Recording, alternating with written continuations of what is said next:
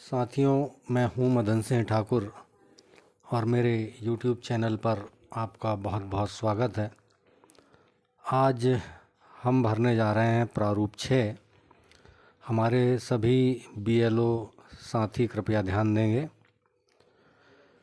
अभी वर्तमान में गरुड़ ऐप पर ऑनलाइन जो प्रारूप है वो भरने की प्रक्रिया बंद है।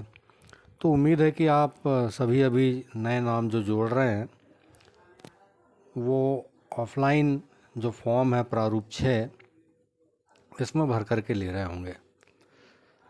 तो आइए आज हम एक मैंने डमी फॉर्म भर के रखा है प्रारूप 6। तो आइए हम देखते हैं कि प्रारूप 6 हम कैसे भरें और कौन कौन सी जानकारियों को किस तरह से भरें। और वीडियो हम प्रारंभ करें इसके पहले मैं आप सभी से निवेदन करना चाहूँगा कि मेरे YouTube चैनल को आप सब्सक्राइब ज़रूर करें और बेल आइकॉन को दबा दें, ताकि अभी आने वाले समय में मैं प्रारूप 7 और प्रारूप 8 भी अपलोड करने वाला हूं कि उसको हमें कैसे भरना है। तो आइए देखते हैं। ये अभी हमारे सामने है प्रारूप 6, जिसमें सबसे पहले विधानसभा क्षेत्र की संख्या और नाम। तो जैसा कि हमारे चौरई का 124 है संख्या और नाम है चौरई। अब यहाँ दाईं ओर आप देख रहे होंगे फ़ोटो लगाने के लिए स्थान है। तो फ़ोटो के लिए मैं आपको बताना चाहूँगा कि फ़ोटो आप जब आवेदक से ये फॉर्म लें तो ये देख लें कि फ़ोटो वाइट बैकग्राउंड और अच्छी गुणवत्ता वाली रंगीन, जो कि 4.5 बाई 3.5 सेंटीमीटर की होना चाहिए और नवीनतम होनी चाहिए। यानी कि अभी रिसेंटली जो फ़ोटो खींची गई हो वो होनी चाहिए और उसमें हस्ताक्षर नहीं होने चाहिए। आँखें खुली हुई होना चाहिए। हमारे बहुत सारे आवेदक साइड पोज वाली फ़ोटो लगा देते हैं, तो उनको बता दें कि साइड पोज वाली फ़ोटो अलाउड नहीं होगी। चेहरे के दोनों किनारे स्पष्ट रूप से दिखाई देने चाहिए और दोनों कान स्पष्ट रूप से दिखाई देने चाहिए। और इसके बाद बात आती है आवेदक का प्रथम नाम और मध्य नाम। जैसा कि मैंने अपने स्वयं का नाम इसमें भरा हुआ है मदन सिंह, और सरनेम यदि आवेदक का कोई सरनेम है तो उपनाम में मैंने अपना नाम भर दिया है ठाकुर।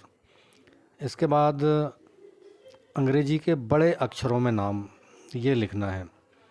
इसमें मैं आपको बताना चाहूँगा कि यदि आवेदक अंग्रेजी में नाम नहीं भरता है तो सॉफ्टवेयर ऑटोमेटिकली ये अंग्रेजी में नाम लिख देगा, लेकिन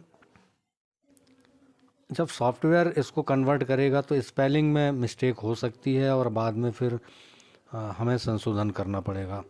तो बेहतर होगा कि हम ये देख लें कि आवेदक ने अपना नाम अंग्रेजी के बड़े अक्षरों में लिखा है या नहीं लिखा है।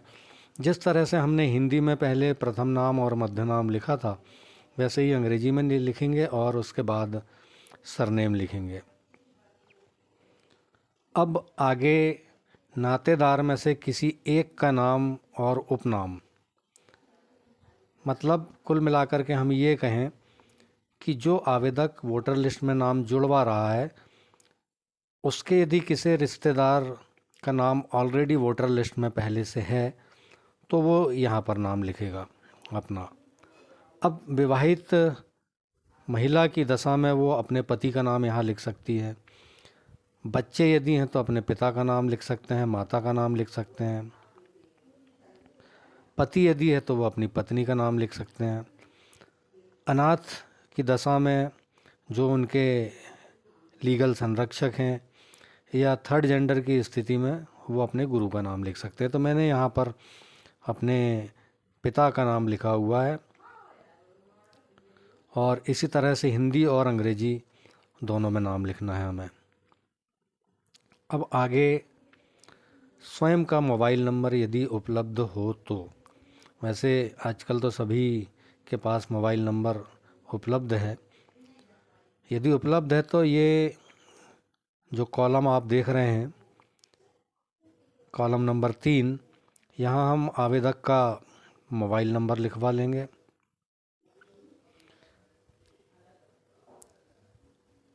और यदि आवेदक का मोबाइल नंबर नहीं है तो मत संख्या 2 में जिस नातेदार का नाम हमने लिखा था उसका मोबाइल नंबर भी यहाँ पर आ सकता है।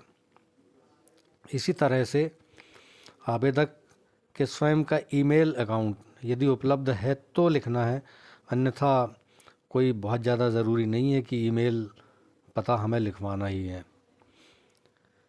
इसी तरह से आधार नंबर, यदि आवेदक के पास आधार है तो ये का के सामने हम टिक लगा देंगे और यहाँ पर आधार संख्या लिख देंगे। और यदि आवेदक कहता है कि उसके पास कोई आधार नहीं है तो खा वाले कॉलम में टिक लगा करके मैं आधार संख्या प्रस्तुत नहीं कर सकता क्योंकि मेरे पास आधार संख्या नहीं है, ये कंडीशन आ जाएगी। इसके बाद 6वें नंबर का जो कॉलम है लिंग, इसमें आवेदक के हिसाब से यदि पुरुष है तो पुरुष में टिक, स्त्री है तो स्त्री में टिक और थर्ड जेंडर है तो तृतीय लिंग में टिक लगा लेंगे। इसके बाद जन्म तारीख ये जिस पैटर्न में यहाँ पर लिखी हुई है इस पैटर्न में ही हमें जन्म तारीख लिखवानी है। जैसे कि मैंने यहाँ पर 4 जुलाई 1975 ये लिखा हुआ है। अब हमें ये देखना है कि आवेदक ने अपनी सबूत के समर्थन में किस दस्तावेज की स्वप्रमाणित प्रति संलग्न किया है। अब आवेदक कौन कौन से आयु के समर्थन में दस्तावेज दे सकता है, जैसे आप देख पा रहे हैं सक्षम अधिकारी के द्वारा यदि उसके पास जन्म प्रमाण पत्र है तो वो जन्म प्रमाण पत्र लगा सकता है, आधार कार्ड भी दे सकता है, पैन कार्ड दे सकता है, ड्राइविंग लाइसेंस दे सकता है। और यदि वो आवेदक पढ़ा लिखा है तो 10वीं या 12वीं की जो मार्कशीट है जिसमें जन्म तारीख अंकित होती है वो भी लगा सकता है। पासपोर्ट यदि उसका बना हुआ है तो पासपोर्ट। तो इनमें से जो भी दस्तावेज आवेदक देता है उसमें हम टिक लगा देंगे। अब यदि ये जो 6 दस्तावेज दिए गए हैं इनमें से कोई भी दस्तावेज उसके पास उपलब्ध नहीं है, तब ऐसी कंडीशन में ये दूसरी जो कंडिका है इसमें हम यहाँ पर लिख देंगे कि कोई दस्तावेज उपलब्ध नहीं है। अब आगे है यहाँ पर वर्तमान साधारण निवास का पूरा पता। तो जैसा कि आप देख पा रहे हैं मैंने इसमें अपना पता डाला है। इसी तरह से पूरा पता आवेदक के द्वारा हम यहाँ पर लिखवा लेंगे। या तो आवेदक के नाम में या माता पिता पत्नी वयस्क बच्चे उसी पते पर निर्वाचक के रूप में पहले से ही यदि नामांकित हैं तो किसी एक के नाम के पते की स्वप्रमाणित प्रति भी वो संलग्न कर सकता है। जैसे यहाँ पर ये दस्तावेज़ दिए गए हैं 7 तरह के दस्तावेज। ये कोई ज़रूरी नहीं है कि आवेदक के स्वयं के ही होने चाहिए, उसके माता पिता के भी हो सकते हैं या वो जिनके साथ में रहता है उनके हो सकते हैं। जैसे उस पते पर पानी का बिल होगा, बिजली का बिल होगा, गैस कनेक्शन का बिल होगा जो कि 1 वर्ष से ज़्यादा पुराना नहीं होना चाहिए। ये हम पते के सबूत के तौर पर ले सकते हैं। यदि बैंक में उसका अकाउंट है या डाकघर में अकाउंट है तो उसकी पासबुक संलग्न कर सकता है।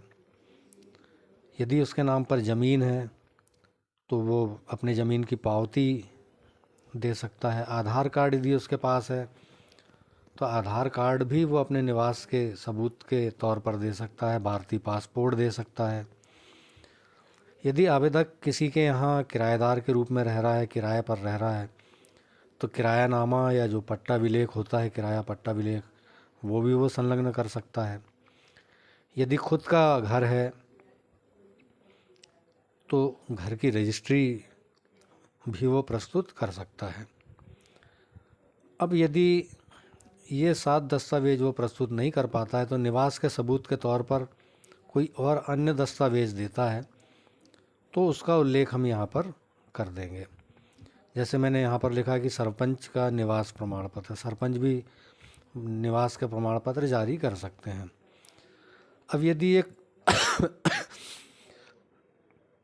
कुछ भी नहीं है आवेदक के पास, तब ऐसी स्थिति में यहाँ पर हम लिख देंगे कि कोई दस्तावेज उपलब्ध नहीं है। अब 9वें कॉलम में बात आती है दिव्यांगता की। यदि आवेदक दिव्यांग है तो वो किस तरह का दिव्यांग है वो यहाँ हम टिक कर देंगे। यदि प्रमाण पत्र वो संलग्न करता है तो प्रमाण पत्र में देख करके हम उसका प्रतिशत डाल देंगे। प्रमाण पत्र संलग्न किया है या नहीं किया है तो हाँ में टिक कर देंगे और नहीं किया है तो नहीं में टिक कर देंगे। और यदि आवेदक विकलांग नहीं है तो ये कॉलम उस आवेदक के लिए लागू ही नहीं होगा। अब अगला है, मेरे परिवार के सदस्य जिनके नाम वर्तमान पते पर निर्वाचक नामावली में पहले से ही सम्मिलित है और जिनके साथ मैं वर्तमान में रह रहा हूँ, तो ये ब्यौरा भी आवेदक को देना पड़ेगा कि उसके परिवार में यदि किसी का नाम पहले से ही वोटर लिस्ट में जुड़ा हुआ है जिनके साथ वो रह रहा है। जैसे मैंने अपने पिता का नाम यहाँ लिख दिया है, आवेदक के साथ संबंध मैंने पिता लिख दिया है, उनका वोटर आईडी का नंबर लिख दिया है, तो ये भी हमको देखना है कि आवेदक ने इसको भरा है या नहीं भरा है। इसके बाद बात आती है घोषणा पत्र की, जो कि आवेदक के द्वारा कुछ घोषणाएं की जाएंगी। जैसे कि यहाँ आप देख पा रहे हैं कि मेरा जन्म स्थान चौरई है, ज़िला छिंदवाड़ा है, मध्य प्रदेश राज्य है, और मैं जहाँ निवास कर रहा हूँ वहाँ कब से रह रहा हूँ, कितने माह या कितने वर्ष से, उसका वर्णन भी आवेदक को करना होगा। यदि वो जन्म से रह रहा है, जैसे मैंने यहाँ जन्म से लिख दिया हूँ, मामूली तौर पर निवासी हूँ। अब आगे ये आप देख रहे हैं मेरे पास ऊपर 7 ख में उल्लिखित जन्म तारीख आयु सबूत के प्रमुख दस्तावेजों में से कोई भी दस्तावेज उपलब्ध नहीं है। यदि वो आयु के सबूत के समर्थन में कोई और अन्य दस्तावेज देता है तो हम यहाँ पर जहाँ मैंने डैश लगाया है यहाँ उसका उल्लेख कर देंगे, अन्यथा ये लागू नहीं होगा तो इसको हम काट देंगे। और इसके बाद ये घोषणा है कि यदि मेरे द्वारा कोई गलत जानकारी दी गई है तो मुझे 1 वर्ष का कारावास भी हो सकेगा या जुर्माना, दोनों हो सकेंगे। इसके बाद आवेदक के हमको हस्ताक्षर लेने हैं। हस्ताक्षर आवेदक नहीं कर पाता है तो बाएं हाथ के अंगूठे का निशान लगाएगा, यहाँ दाईं तरफ तारीख और स्थान डाल देगा। इसके बाद में हमें फॉर्म 6 की पावती देना है। पावती में ये अभिस्वीकृति संख्या में हम वो संख्या डालेंगे कि जैसे सबसे पहला आवेदन आया तो नंबर 1, नंबर 2, नंबर 3, इस तरह क्रम से हम बढ़ते जाएंगे। और जिस तारीख में फॉर्म 6 प्राप्त हुआ है वो वाली तारीख डाल देंगे, आवेदक का नाम डाल देंगे और यहाँ BLO अपना नाम लिख करके हस्ताक्षर कर देगा। तो साथियों, ये था प्रारूप 6 और अब आगे बहुत ही जल्दी प्रारूप 7 और प्रारूप 8 भी मैं आपकी सुविधा के लिए अपलोड करूँगा। कमेंट बॉक्स में जाकर ये ज़रूर बताएं कि आपको यह वीडियो कैसा लगा, और पुनः कहना चाहूँगा कि मेरे चैनल को आप सब्सक्राइब ज़रूर करें। बहुत बहुत धन्यवाद।